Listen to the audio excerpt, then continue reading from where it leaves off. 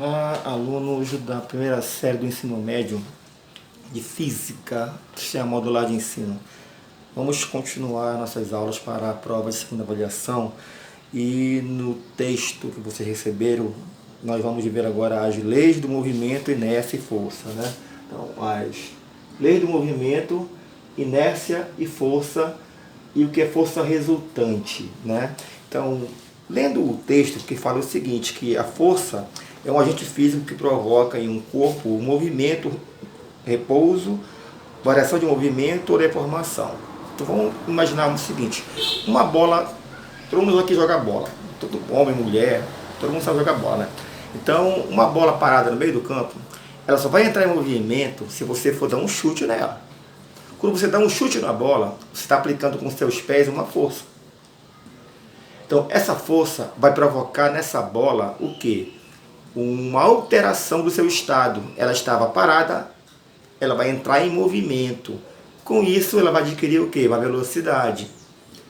Outra coisa que ela vai também acontecer, a bola, ela não vai sair redondinha, ela vai sair um pouco oval na hora do chute, porque ela vai deformar. Se a gente pudesse ter uma lente de aumento para olhar essa bola na hora do chute, você perceberia que ela ficaria mais ou menos assim, ó. Ela não ficaria redondinha, né? Ela fica um pouco oval, na verdade, quando você chuta a bola. E aí, quando você chuta a bola, ela vai, pela força aplicada que você teve nos seus pés, ela vai alterar o seu estado. Ela estava em repouso, então ela vai entrar em movimento com esse chute, certo? Então, por quê? Porque eu apliquei uma força neste corpo, que é a bola, tá certo? Bom, o que mais tem aqui? A força resultante. A força resultante é o seguinte, se você tiver várias forças que agem no corpo, aqui eu tenho duas forças, F1 e F2, que estão no corpo A, empurrando esse corpo A para a direita, na horizontal. Então eu posso representar essas duas forças por uma única força, chamada de força resultante, que ela terá uma intensidade que vai cobrir as duas forças, no caso. Seria como se fosse uma força que representasse as duas juntas, nesse caso aqui. Tá? Então eu tenho aqui várias formas, aqui elas estão agindo na mesma direção e sentido, aqui elas estão agindo na mesma direção, que é na horizontal, porém em sentidos contrários, uma para a direita, a outra para a esquerda. Aqui elas estão formando um ângulo de 90 graus entre si as forças, então para cada um dos casos tem uma fórmula para calcular essa resultante, eu vou mostrar aqui para vocês já já, tá? A observação. Nem todo sistema de forças admite uma força resultante, como é o caso dos binários, pois um corpo só rotaciona se houver, no mínimo, a atuação de duas forças, né? O binário, se vocês já viram aqueles aparelhos que molha a grama, ele sai uma água dele e fica rodando assim, fica rodando, aquele é um binário, aquilo ali, tá? Força resultante em sistema colinear. Sistema em que as forças estão na mesma reta suporte, havendo dois casos a considerar. As forças atuam no mesmo sentido. Tá aqui. Tá? Mesmo sentido. Segundo caso, atuam em sentidos contrários. É esse caso aqui, ó. Uma está na horizontal e outra está na vertical, o sentido. Tá? Quando eu falo sentido é isso, vertical e horizontal. Quando eu falo direção, esquerda para direita ou então direita para esquerda, seria isso a direção, tá certo? Então nesse caso aqui, para calcular as forças, vamos lá. No primeiro caso, elas estão mesma direção e mesmo sentido, direção horizontal, e elas duas atuam para a direita, empurrando o corpo. Então a fórmula seria a soma das forças, F1 mais F2. Como exemplo aqui, vou supor que o F1 seja 10 newtons. Lembrando que a medida de força, ela é o Newton. Quando calcular uma força resultante, no final do resultado, tem que colocar a medida dela, que é o Newton. Você não vai na feira comprar, por exemplo, feijão, e você não vai pedir 1 metro de feijão.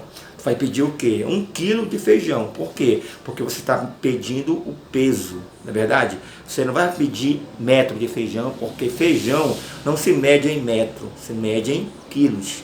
É o peso, no caso. Tá certo? Então, nesse caso aqui, a força é medida em newtons. Qualquer cálculo que você faça, no final dele, você tem que colocar a medida. senão você vai perder na questão alguma pontuação, nesse caso aí.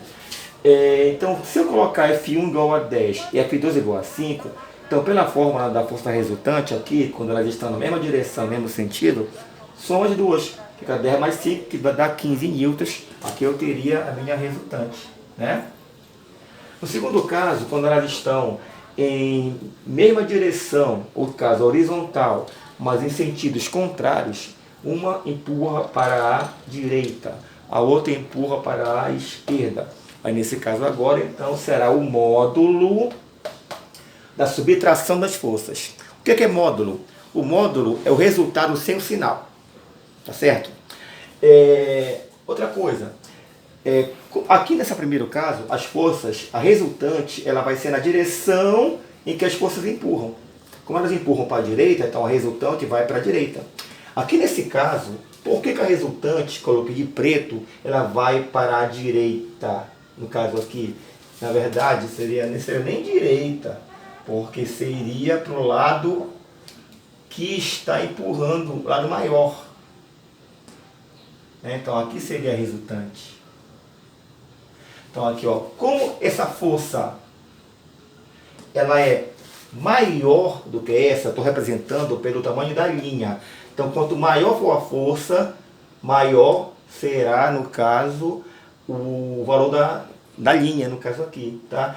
Então, se eu colocasse aqui no caso o F2, vou até mudar aqui, vou colocar aqui assim, F2 20 e o F1 vou colocar como se fosse 12 newtons. Então aqui nesse caso aqui eu teria, na verdade, né, 12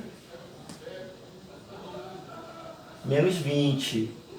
Aqui eu teria, no caso, 8. Por que é 8 positivo? Que eu estou fazendo aqui nesse caso, 12, 20. Porque o módulo de 12 menos 20 é o módulo de menos 8.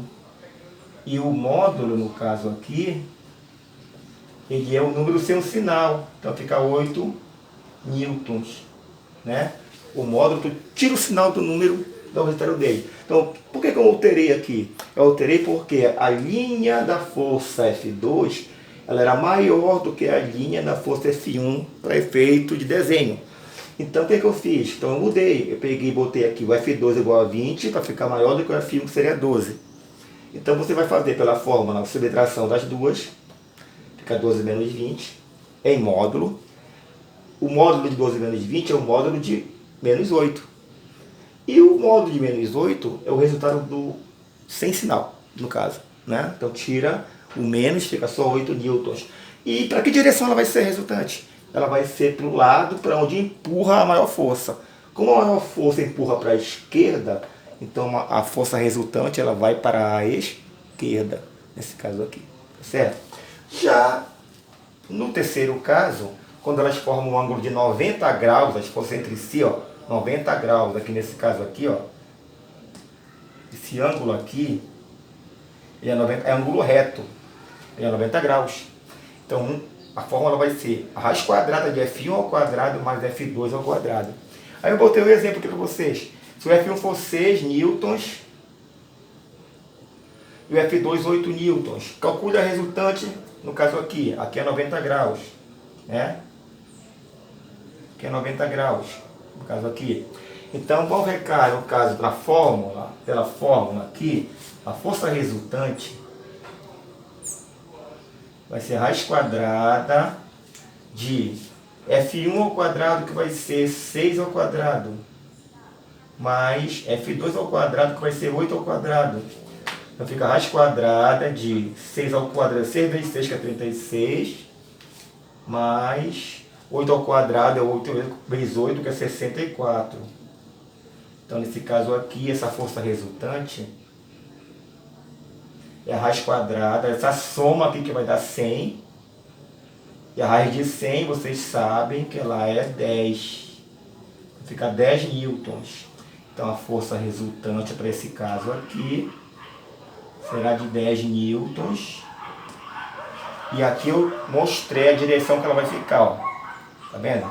Ela fica nesse sentido, em diagonal, a resultante, tá? Então nós temos os primeiros 3 casos em que eu tenho o cálculo da força resultante para vocês. Na próxima aula eu vou mostrar o último caso, que é o quarto caso, quando o ângulo entre as forças é diferente de 90, tá?